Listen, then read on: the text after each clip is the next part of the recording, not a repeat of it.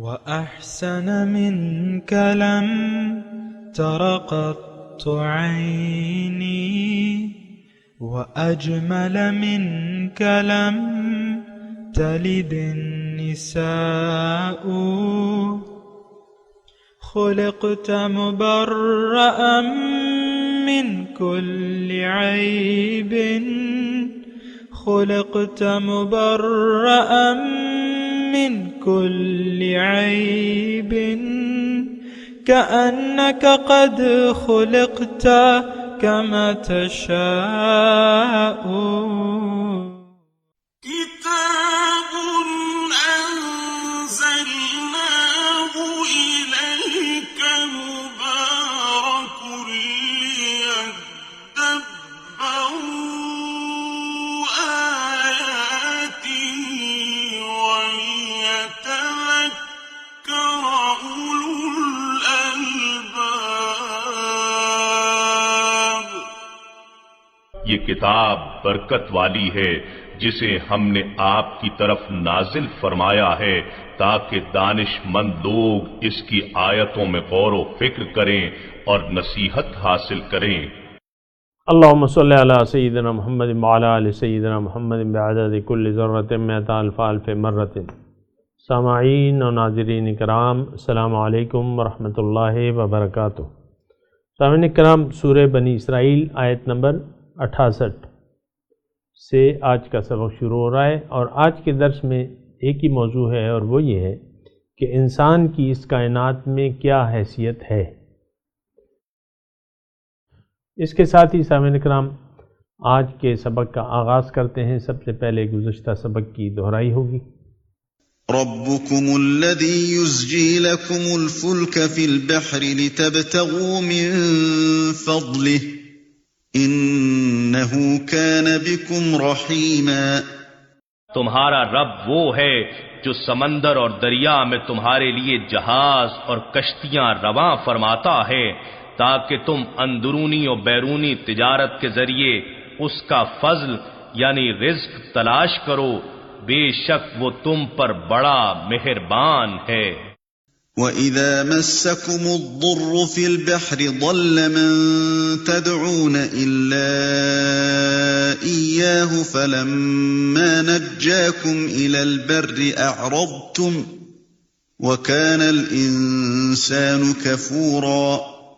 اور جب سمندر میں تمہیں کوئی مصیبت لاحق ہوتی ہے تو وہ سب بت تمہارے ذہنوں سے گم ہو جاتے ہیں جن کی تم پرستش کرتے رہتے ہو سوائے اسی اللہ کے جسے تم اس وقت یاد کرتے ہو پھر جب وہ اللہ تمہیں بچا کر خشکی کی طرف لے جاتا ہے تو پھر اس سے روح گردانی کرنے لگتے ہو اور انسان بڑا ناشکرا واقع ہوا ہے.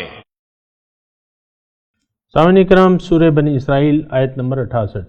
لفظی ترجمہ: آفا امن تم، کیا تم بے خوف ہو گئے ہو اس بات سے، یا اس بات سے نڈر ہو گئے ہو ان یخسف بکم جانب البر، کہ وہ تمہیں خشکی کی طرف لا کے زمین میں دھسا دے.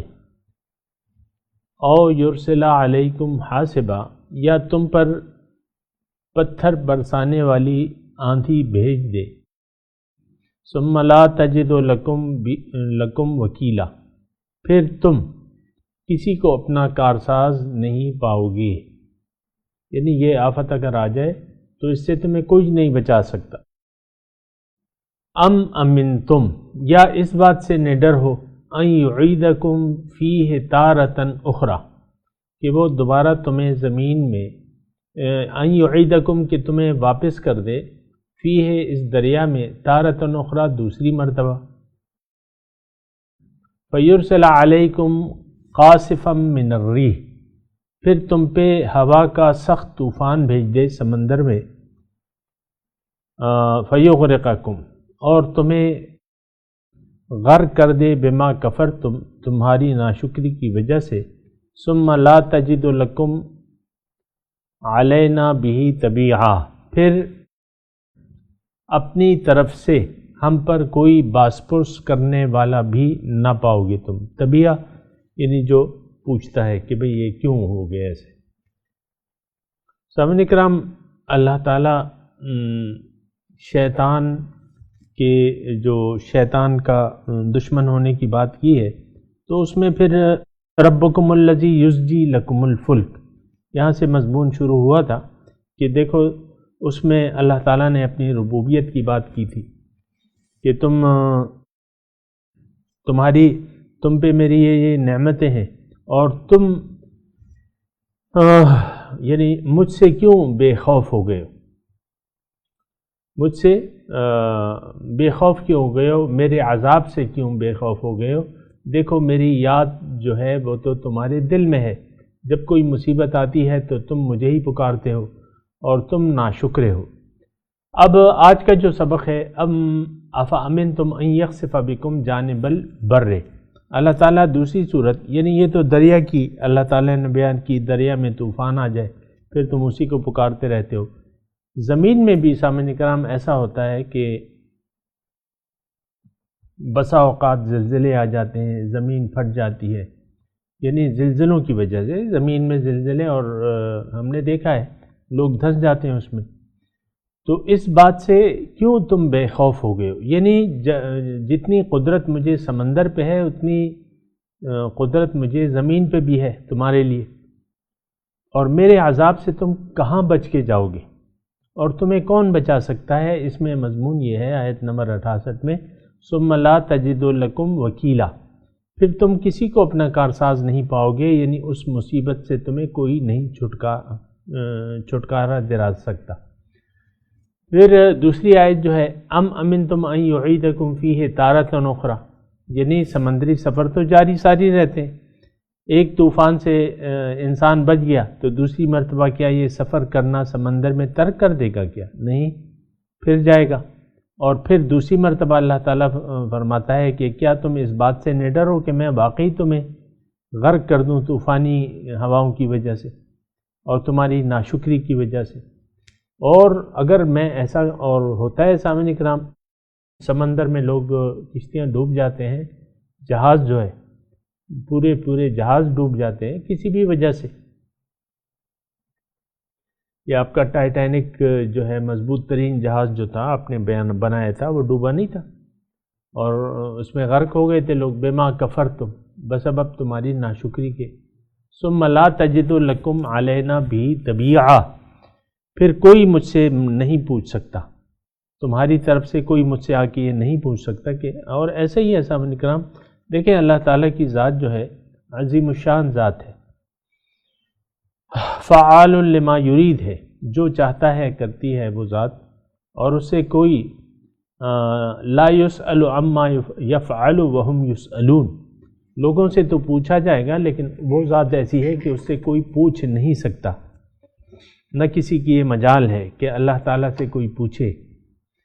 تو شان بے نیازی تو ہے اللہ تعالیٰ کی سامعین کرام، تو اس اللہ تعالیٰ کے عذاب سے ڈرنا چاہیے۔ بات یہ ہے کہ ہم لوگ جو ہے نڈر ہو گئے اور زندگی گزار رہے ہیں، لیکن یہ ہے کہ آخر کار موت کی ہوا کا جھونکا آئے گا اور ہمیں وہ لے جائے گا۔ تو پھر جو ہے پھر جو کچھ بھی ہوگا تو اس میں سے تو یعنی یہاں سے تو کوئی ہماری مدد کے لیے نہیں آئے گا قبر میں۔ اگر قبر میں ہمارے حالات جو ہیں وہ بگڑ گئے، سوال کا جواب صحیح نہ دے سکے، تو پھر تو عذاب ہوگا جو کہ بیان کیا گیا ہے اور جو کہ سچ ہے۔ تو پھر یہ ہے کہ بات یہ ہے، اس تمام مضمون میں بات یہ ہے، اگر آپ یہ سارے مضمون کا احاطہ کریں تو بات یہ ہے کہ جو فائدہ دینے والی ذات ہے یا نقصان دینے والی ذات ہے، ان آیات میں یہی بیان ہوا ہے سامعین کرام۔ دیکھیں ایک طرف تو کشتی کے ربکم الذی یزجی لکم الفلک فی البحر لتبتغوا من فضلہ، یہ اللہ تعالیٰ کی نعمتیں ہیں۔ اللہ تعالیٰ نے سمندر کو ہمارے لیے مسخر کر دیا ہے، ہمیں اتنی عقل دی ہے کہ اپنا رب کا فضل تلاش کریں، اور پھر جہاں فائدہ دینے والی ذات ہے، جہاں اس نے عقل دی ہے، لیکن وہاں اس کے عذاب سے بھی ہم چھوٹ نہیں سکتے۔ اگر جیسے حالات ہوں، سمندر میں طوفان آ جائے، زمین پہ آ جائے طوفان، سامعین کرام، یا زمین زلزلے آ جائیں اس میں لوگ مر جائیں دھس جائیں، ہوتا ہے ایسا. تو یہ ہے کہ بنیادی نفع اور نقصان دینے والی ذات جو ہے وہ اللہ تعالیٰ کی ہے. سامعین کرام، اور انسان تو اپنے نفع کا بڑا حریص ہے، یعنی نفع حاصل کرنے کے لیے حریص ہے، تو نفع حاصل کرنے کی ذات جو ہے وہ تو اللہ تعالیٰ کی ہے. وہ اقبال نے کہا ہے نا کہ کی محمد سے وفا تو نے تو ہم تیرے ہیں، یہ جہاں چیز ہے کیا لوح و قلم تیرے ہیں. بات یہ ہے کہ ساری کائنات تو اللہ تعالیٰ نے انسان کے فائدے کے لیے بنائی ہے، پھر اللہ تعالیٰ خامخواہ عذاب کیوں دے گا؟ اگر ما یفعل اللہ بعذابکم ان شکرتم وآمنتم، کیا ہوا اللہ تعالیٰ کو وہ تمہیں عذاب دے اگر تم شکریہ ادا کرو اس کی نعمتوں کا اور اس پر یقین لے آؤ، یعنی اسی کو اپنا معبود مقصود و محبوب بنا لو. اللہ تعالیٰ پھر کسی کو عذاب نہیں دیتا. تو اب اس میں سمجھانے والی بات یہ ہے یا سمجھنے والی بات یہ ہے کہ اللہ تعالیٰ ہی وہ ذات ہے جو نفع دیتی ہے، اللہ تعالیٰ ہی کی طرف سے نقصان ہوتا ہے یا آ سکتا ہے یا عذاب آ سکتا ہے دنیا میں بھی. تو اس سے یعنی نڈر ہونے کا، یہ سارے واقعات ہمارے سامنے ہوتے ہیں، تو اس سے بے خوف ہونے کا کیا معنی؟ یہاں 2 مرتبہ امنتم، آیت نمبر 68 میں بھی آغاز افا امنتم، اور آیت نمبر 69 میں بھی امنتم سے وہ الفاظ شروع ہوئے نا آیت کا کہ بھئی تم بے خوف ہو گئے. بات یہ ہے ان عذاب ربک کان محذورا، اللہ تعالیٰ نے فرمایا کہ بے شک آپ کے رب کا عذاب جو ہے وہ اس قابل ہے کہ اس سے ڈرا جائے. تو سامعین کرام، خلاصہ کلام یہ ہے کہ ساری نفع دینے والی ذات اور نقصان دینے والی ذات جب باری تعالیٰ کی ہے تو اسی سے انسان کیوں نہ اپنا رابطہ جوڑ لے، اسی کو اپنا رب، حقیقی رب ہے، جبکہ حقیقی رب جو ہے وہی ہے، تو اسی کو کیوں نہ اپنا رب بنا لے، یعنی اسی کو کیوں نہ اپنا مقصود و محبوب و مطلوب بنا لے. اور اگر ایسا کوئی کر لے گا تو من کان للہ کان اللہ لہ، جو اللہ کا ہو گیا اللہ تعالیٰ اس کا ہو جائے گا، یعنی اس کے اللہ تعالیٰ اس کے تمام کاموں کے لیے کافی ہوگا، وہ اپنے کاموں کو اللہ کے حوالے کر دے گا اور اللہ تعالیٰ اس کے لیے پھر کافی ہو جائے گا. سامعین کرام، اب جو اگلی آیت ہے سامعین کرام، پہلا اس کا لفظی ترجمہ سن لیں. وَلَقَدْ كَرَّمْنَا بَنِي آدم، اللہ تعالیٰ فرما رہا ہے کہ میں نے فضیلت دی ہے، عزت دی ہے، کرمنا عزت دی ہے بنی آدم کو، آدم کی اولاد کو. وَحَمَلْنَاهُمْ، انہیں میں نے سوار کیا ہے، فِي الْبَرِّ وَالْبَحْرِ، خشکی اور تری میں. وَرَزَقْنَاهُمْ مِنَ الطَّيِّبَاتِ، اور اس کو بہت اچھا رزق دیا ہے، پاک صاف. وَفَضَّلْنَاهُمْ عَلَى كَثِيرٍ مِّمَّنْ خَلَقْنَا تَفْضِيلًا، فَضَّلْنَاهُمْ، اس کو میں نے فضیلت دی ہے بہت سی ایسی مخلوق پہ جس کو میں نے پیدا کیا ہے. تفضیلہ یہ تاکید کا صیغہ ہے. تو اس کا اگر سامعین کرام بظاہر اس کا ربط نہیں لگ رہا کہ اس کا ربط کیا ہے، یعنی آگے مضمون اور پچھلے مضمون سے ربط کیا ہے سیاق و سباق سے، تو بات یہ ہے کہ اگر آپ دیکھیں نا تو انسان مخلوق، اللہ کی مخلوق سے متاثر ہے اور اس کے دباؤ میں آ گیا ہے، پریشر میں آ گیا ہے، اس سے اپنا فائدہ تلاش کرتا ہے، فائدے کی امید رکھتا ہے یا اس کے نقصان سے ڈرتا ہے. ایسا ہے کہ نہیں؟ یعنی مخلوق سے، اللہ کی مخلوق سے انسان یا تو فائدے کی امید لگا لیتا ہے، میرے خیال سے آپ سمجھ رہے ہوں گے یہ بات، یا مخلوق کے شر سے ڈرتا ہے، اللہ کو چھوڑ کے مخلوق سے ڈرتا ہے، یا اس کے نقصان سے ڈرتا ہے، مخلوق کے نقصان سے. تو بات یہ نہیں ہے. اللہ تعالیٰ اس آیت میں فرما رہا ہے، وہی توحید کا مضمون ہے کہ اے انسان دیکھو میں نے تمہیں فضیلت دی ہے دیگر بہت سی مخلوقات پہ. وَلَقَدْ كَرَّمْنَا بَنِي آدم،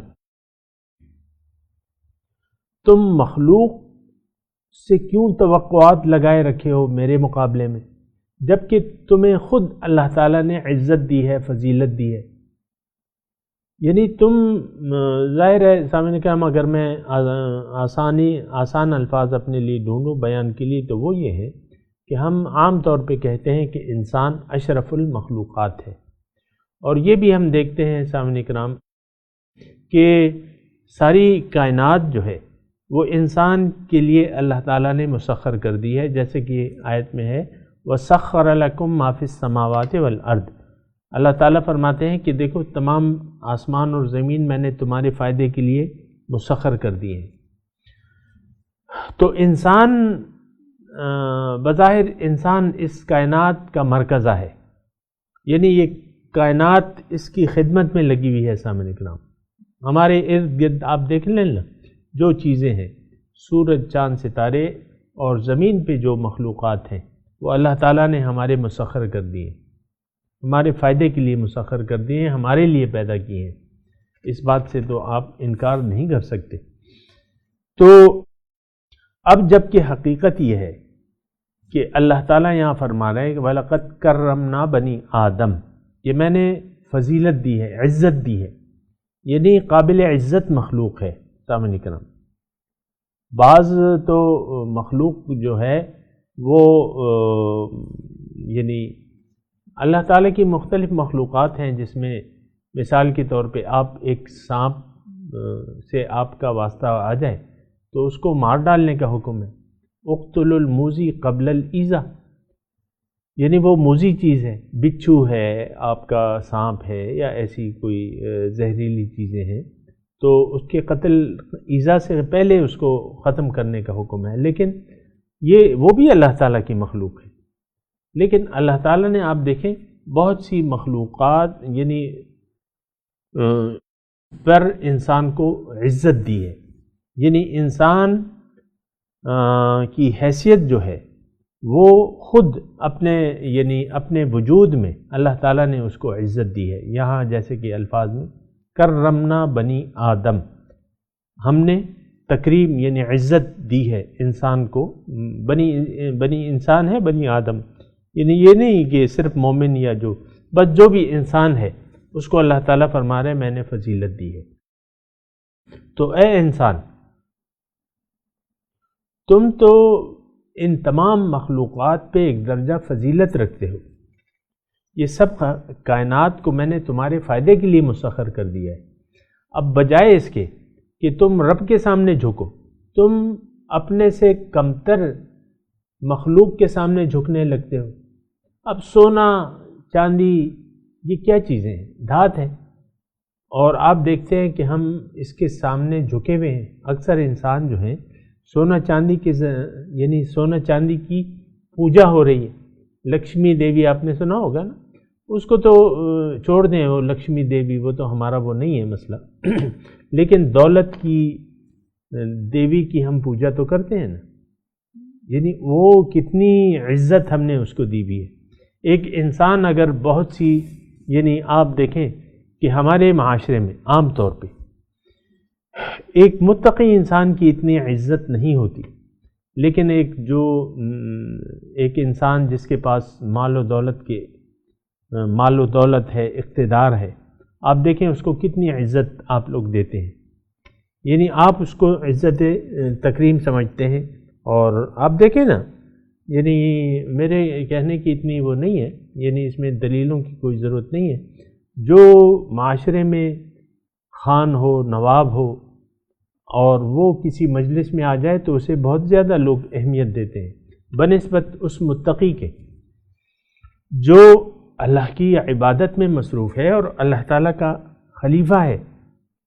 یعنی ہر انسان جو ہے یہ خلیفۃ اللہ سامنے کرام، لیکن جس نے اپنے آپ کو پہچان لیا اور اللہ کا تقوی اختیار کر لیا تو وہ تو حقیقی اس نے خلافت عرضی حاصل کر لی ہے۔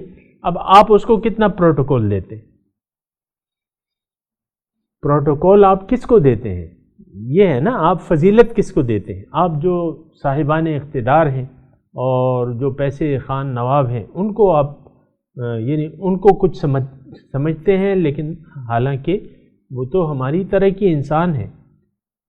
وہ الگ بات ہے کہ اللہ تعالیٰ کے رسول نے فرمایا کہ انزل الناس منازلہم، لوگوں سے ان کی حیثیت کے مطابق سلوک کرو بہرحال.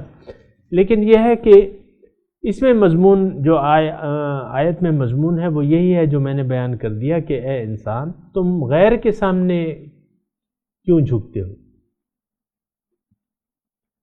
تو ایک شعر مجھے یاد آ رہا ہے ضمن میں سامنے کرام، جو میں سر بسجدہ ہوا کبھی تو زمین سے آنے لگی صدا، تیرا دل تو ہے صنم آشنا تجھے کیا ملے گا نماز میں. تو بات یہ ہے کہ صنم یعنی بت ہم نے پالے ہوئے ہیں سامنے کرام، اس کا آپ اقرار کریں یا نہ کریں، لیکن اکثریت لوگوں کی ایسی ہے جنہوں نے صنم یعنی ان کے دل میں بہت بت ہیں. دیکھیں ایک بت تو آپ کی اپنی شخصیت کا ہے، آپ اپنی شخصیت کے ظاہر کو حضور صلی اللہ علیہ وسلم کے مطابق کرنے کے لیے تیار نہیں ہیں. ہم میں سے اکثر لوگ حضور کا اتباع کرنے کے لیے ہم تیار نہیں ہیں، حالانکہ وہ یعنی فخر موجودات ہیں، تمام موجودات میں افضل ہیں سامنے کرام اور باعث عزت ہیں اور سردار الانبیاء ہیں. لیکن ہم نے ان کو کتنی عزت دی ہے کہ ان کی جو طریقے ہیں، جو سنتیں ہیں، ان کو ہم کس نظر سے دیکھتے ہیں.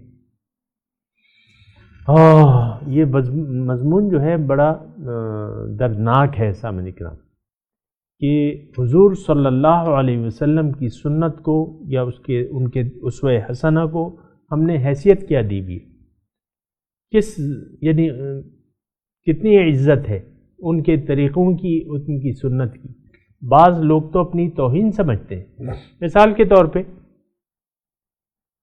آپ کھڑے ہو کے عام مجلسوں میں یہ تقاریب ہوتی ہیں، کھڑے ہو کر کھانا کھایا جاتا ہے. میں ایک مثال آپ کے سامنے، کوئی طریقہ نہیں ہے اسلام کا کھڑے ہو کر کھانا کھانا.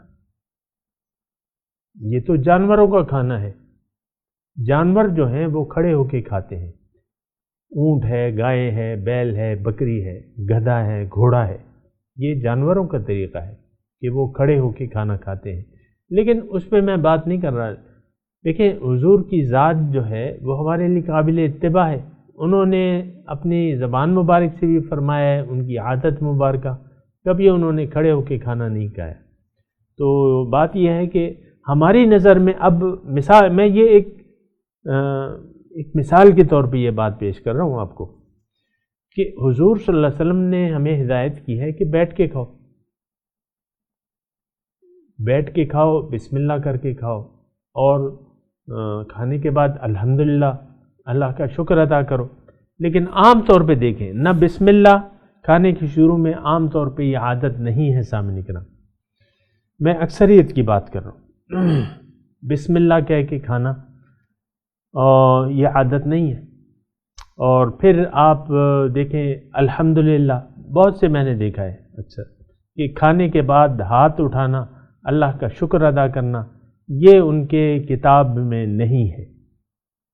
کھانا کھا کے ظاہر ہے کھانا تو اللہ تعالیٰ کی نعمت ہے، اس کے بغیر تو آپ کا جینا حرام ہو جائے گا اگر آپ نہیں کھائیں گے یا کھانا نہیں ملے گا. تو یہ ایک نعمت ہے، اللہ کی نعمتوں کا شکریہ ادا کرنا چاہیے. اور شکریہ یہ بھی ہے کہ آپ زبانی طور پہ اللہ کی نعمت کو محسوس کریں اور اللہ کا شکریہ ادا کریں، اور اس کی دعا بھی آپ کو یاد ہے بہرحال. لیکن میں تو وہ کھڑے ہو کے کھانے کی بات کر رہا ہوں. اچھا یہ ایک میں نے آپ کو مثال دی کہ آپ کی نظر میں کوئی اہمیت ہی نہیں، نہ حضور کی ہدایت کی نہ ان کی سنت کی، کوئی اہمیت نہیں ہے. آپ بڑی بڑی جو تقریبات ہوتی ہیں وہاں کھانے کا انتظام کیا جاتا ہے کھڑے ہو کے، اسٹینڈنگ. تو آپ پھر دیکھیں یہ میوزک اور غنا جو ہے، میں مثال کے طور پہ عرض کر رہا ہوں، میوزک اور غنا، اور آپ نے ڈی جے کو بلا لیا ہے. حالانکہ ایسی مجلسوں میں آپ کو معلوم ہے کہ موسیقی جو ہے وہ سننا حرام ہے. اللہ تعالیٰ نے، اللہ کے رسول نے سخت ممانعت کی ہے. فضول کام ہے، ہر فضول. دیکھیں بجائے اس کے کہ آپ اس کی شرعی جواز آپ تلاش کریں خواہ مخواہ، تو ایک جواز تو بالکل واضح ہے. جو اللہ تعالیٰ نے فرمایا ہے کہ والذین هم عن اللغو معرضون، مومنوں کی صفت یہ ہے کہ وہ بے فائدہ کاموں سے اعراض کرتے ہیں۔ اور حضور صلی اللہ علیہ وسلم نے فرمایا ہے کہ اس انسان کی اسلام کی خوبی یہ ہے کہ وہ چھوڑ دے وہ بات جس کا کوئی فائدہ نہ ہو، ترک ما لا یعنی ہو۔ لیکن آپ نے تو اسے روح کی غذا سمجھ لیا ہے، یعنی یہ ایک جہالت کا ایک نمونہ آپ دیکھیں نا، کہ کبھی روحانی غذا، تو روحانی غذا کا کیا مطلب ہے؟ یعنی آپ بالکل ہی ناواقف ہیں کہ روح کیا چیز ہے، نفس کیا چیز ہے۔ نفس کے اپنے تقاضے ہیں، نفسانی تقاضے ہیں ہمارے جسم کے، روحانی اپنے تقاضے ہیں۔ روح تو رب کی یاد ہے، روح کی غذا جو ہے وہ رب کی یاد ہے، اور باقی جو نفسانی وہ ہے، یہ تو موسیقی کیا ہے، یہ تو رب کو، یعنی یہ تو دل کو چین نہیں دیتی، آپ کے نفس کو چین دیتی ہے۔ بہت سی ایسی غلط فہمیاں ہیں جو معاشرے میں، اور وہ ہماری یعنی جہالت ہے۔ میں آپ سے کہتا ہوں نا کہ ہم ایک تاریک معاشرے میں رہ رہے ہیں، ایک ایسا تاریک معاشرہ جہاں ہمیں حقیقت نہیں ملتی، حقیقت چھپ گئی ہے، روشنی یعنی تاریکیوں میں، ہماری جہالت کی تاریکیوں میں حقیقت چھپی ہوئی ہے۔ اور یہی موسیقی کے آپ لے لیں، بہت سے لوگ جو ہیں اصرار کرتے ہیں کہ یہ جائز ہے اور بہت شوق سے سنتے ہیں۔ آپ دیکھیں نا کہ آپ کو کوئی حرام حلال کی تمیز ہی نہیں ہے کہ بھئی یہ موسیقی جو ہے یہ منع ہے، اللہ کے رسول نے منع کیا ہے اسے، غنا۔ اور حضور نے فرمایا کہ میں غنا کے آلات کو توڑنے کے لیے بھجوایا گیا ہوں۔ اور پھر یہ کیا بے مقصدیت ہے کہ آپ سفلی جذبات کو آپ بیان کرتے ہیں، کہ یعنی اس کو الفاظ کا رنگ دیتے ہیں۔ تو میں تو وہ الفاظ زبان، آپ یہ تمام یہ گانوں کے مضامین دیکھ لیں، یہ کیا ہے؟ یہ آپ کے سفلی جذبات ہیں، جنسی اور سفلی جذبات ہیں، جس کو آپ گانے کا رنگ دے کے اور اس کو ڈھول کی تھاپ پہ آپ بیان کرتے ہیں، اور پھر کہتے ہیں یہ تو خدا داد اس کی آواز ہے، بہت پیاری آواز ہے، اور یہ میرے دل کو چھو رہی ہے۔ ٹھیک ہے، آپ کے دل کو چھو رہی ہے، آپ دیکھیں۔ لیکن یہ ہے کہ میں ویسے بیان کر رہا ہوں کہ دیکھیں اللہ تعالیٰ کیا فرما رہے ہیں کہ مخلوق کی طرف متوجہ ہونے کی بجائے تم اپنے خالق کی طرف متوجہ ہو جاؤ۔ میں نے تمہیں فضیلت دی ہے، وَلَقَدْ كَرَّمْنَا بَنِي آدم، ہم نے بنی آدم کو فضیلت دی ہے۔ تو ایک شعر اور بھی یاد آ رہا ہے، وہ کہہ رہے ہیں کہ تو جھکا جب غیر کے آگے، نہ تن تیرا نہ من تیرا۔ ہم تو غیر کے آگے جھک گئے ہیں سامنے کی طرف۔ افسوس کی بات یہ ہے، اور اس پہ یعنی دو رائے نہیں ہے، میرا ذہن جو ہے کلیئر ہے کہ ہم غیر کے آگے جھکے ہوئے، اللہ کو چھوڑ کے غیر کے آگے جھکے ہوئے۔ آپ دیکھیں نا، اس میں کوئی اتنے دلیلوں کی ضرورت تو نہیں ہے، ثبوتوں کی، کہ میں آپ کو ایک ایک ثبوت دوں گا۔ غیر کے آگے ہم نے جھکے ہوئے ہیں، اپنی شخصیت کے آگے جھکے ہوئے، حب جاہ جسے کہتے ہیں۔ ایک شخصیت کا آپ نے ایک بت بنایا ہوا ہے، ایک نقشہ بنایا ہوا ہے، اس کو آپ حضور کی سنتوں پہ قربان کرنے کے لیے تیار نہیں ہیں، عام طور پہ سامنے کرام۔ تو یہ ساری باتیں ہیں سامنے کرام۔ میں ابھی ہم نے وہ رہتی ہے ہمارا یہ وَلَقَدْ كَرَّمْنَا بَنِي آدم، آج کا وقت بھی اختتام پذیر ہے سامنے کرام۔ تو آج میں آپ سے اجازت لیتا ہوں، اور انشاءاللہ آئندہ درس میں اس پہ مزید بات کریں گے۔ وآخر دعوانا ان الحمدللہ رب العالمین۔ کل آپ سے ملاقات ہوگی۔ وآخر دعوانا ان الحمدللہ رب العالمین۔